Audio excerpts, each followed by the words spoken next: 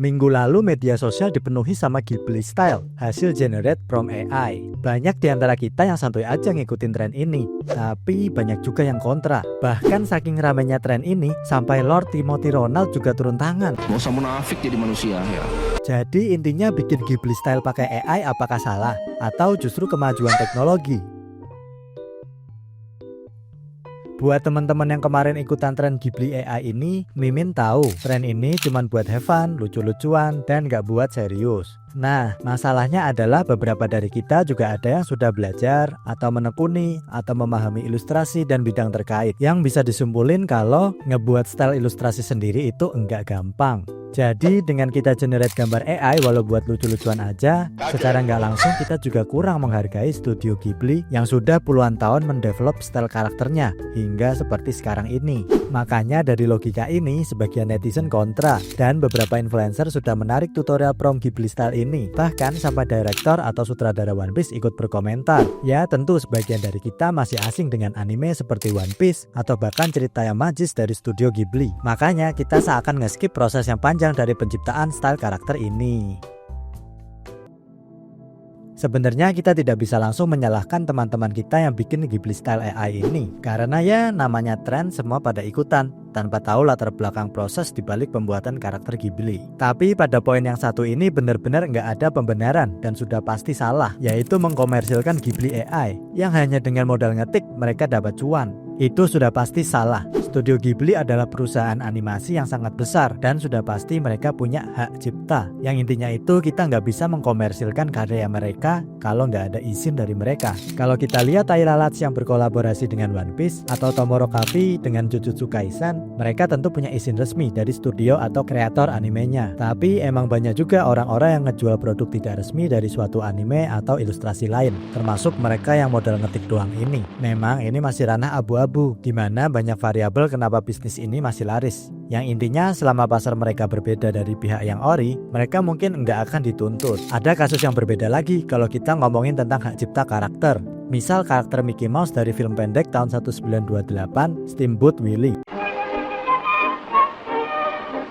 Karakter Mickey Mouse di sini sudah menjadi public domain atau sudah tidak dilindungi hak cipta. Yang artinya karakter ini boleh dipakai buat apa aja sama publik. Tapi yang boleh dipakai bebas oleh publik ya Mickey Mouse yang versi ini aja. Kalau versi yang lebih barunya tetap ada hak ciptanya yang melindungi. Bisa dibilang From AI Ghibli Style ini masih permulaan dalam perkembangan AI ke depan. Dan buat ke depannya teman-teman harus hati-hati dalam mengenerate From AI ini.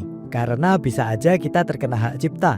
Kalau kita nggak sadar meniru 100% karya ilustrator lokal, layaknya kita meniru 100% Ghibli Style AI ini. Jadi kita udah tahu kenapa tren ini bisa viral dan logika dasar terkait hak cipta suatu karakter ilustrasi. Yang sebenarnya jika generate AI ini tidak menyentuh ranah hak cipta, tidak akan jadi masalah seperti misalnya mamak, mimik, mumuk, memek, momok, skrapsa, skripsi, skrupsu, skrepse, skropso, anjeng. Perkembangan AI sangatlah cepat dan mungkin aja pekerja seperti programmer, desainer, akuntan akan hilang digantikan oleh AI. Ya, narasi ini juga sejalan dengan mekanisme kapitalisme yang pengen mendapat keuntungan sebesar-besarnya dengan sumber daya yang efisien dan efektif. Tapi ke depan masih banyak peluang sistem lain yang tetap memerlukan pekerjaan-pekerjaan tersebut. Dan pekerjaan ini bukan hilang, tapi juga akan berkembang lagi dalam menghasilkan produk dan jasa. Jika kita kerucutkan masalahnya pada generate image atau animasi, AI juga harus berkembang dengan jalannya sendiri, yaitu dengan style cast-nya sendiri. Kalau perkembangan AI itu selalu dengan menyomot style para kreator, itu namanya AI membunuh kreativitas. AI diciptakan untuk inovasi dan mungkin aja menjadi revolusi. Namun bukan dengan membunuh kreativitas itu sendiri. Percuma kita menggunakan AI atas dasar kita malas berinovasi.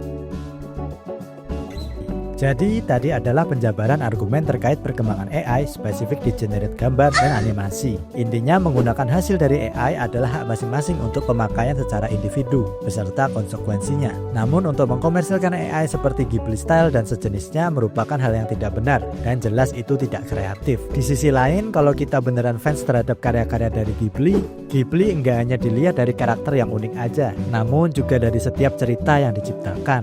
Dan inilah yang ngebuat kita menghargai studio Ghibli dengan masing-masing cara kita. Jadi Ghibli tidaklah terbatas hanya pada style karakter, tapi juga pengalaman kita menonton, berimajinasi, dan termotivasi. Sekian, salam logikawan.